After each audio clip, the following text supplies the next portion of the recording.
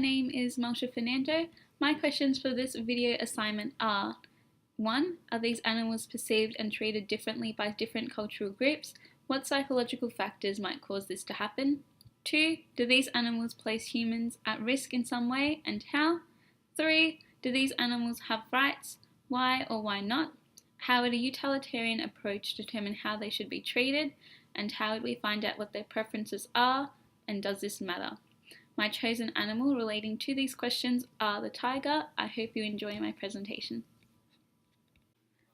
As mentioned just before, these are the questions that I will be answering in regards to my video assignment on tigers. The way animals are perceived is arbitrary, dependent upon our culture, time and place in which we live. Tigers are no exception to this and have been feared and awed throughout all of history and modern culture as well. Bergen and Luckman argued that our changing perspectives on animals is due to the theory of social constructionism. This theory states that all knowledge, even the most basic common sense things that we believe about the world, derive primarily from social interactions.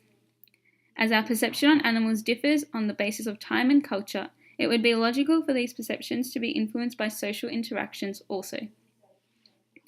In her article for National Geographic, Sharon Guinup describes how tigers are an iconic symbol of strength and power.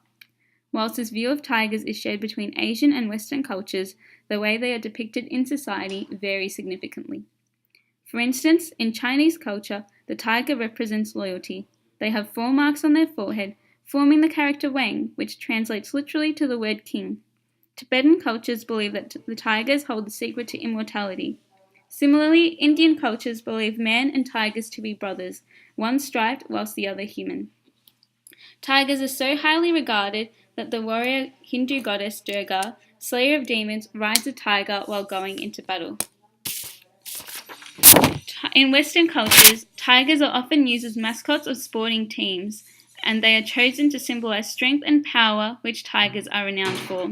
They can be seen in the AFL sporting club Richmond Tigers and in Detroit basketball team in America. Tigers are deadly and powerful predators and can be of serious risk to humans if they are startled or intruded upon.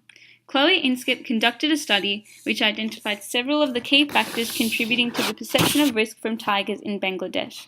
The study was conducted in mangrove forests, home to one of the largest remaining tiger populations.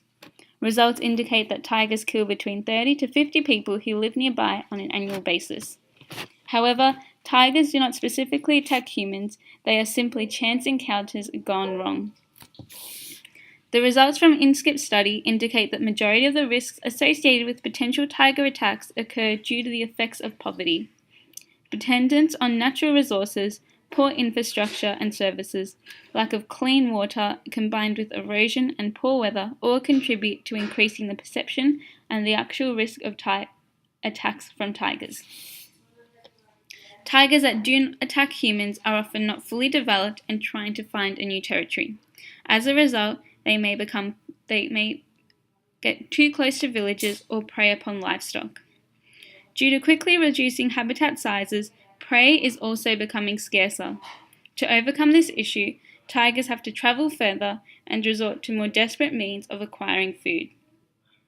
Both of these consequences can pose serious risk to humans, as by increasing their hunting range, it also increases their chance of encountering humans. Similarly, they may prey upon livestock that many communities are dependent upon for their livelihood. In the current legal system, animals do not have rights of their own. Common and civil laws describe 2 basic entities, persons and things. As only humans can be persons, subsequently animal species come under the category of things. This means that animals, including tigers, do not have rights as they are not classified as persons. The rights animals have, though, are dependent upon the rights of their owners. Within the utilitarian framework, there is no such thing as rights. Instead, it is based upon best serving needs. A utilitarian approach would determine how to treat tigers rather than if they deserve rights.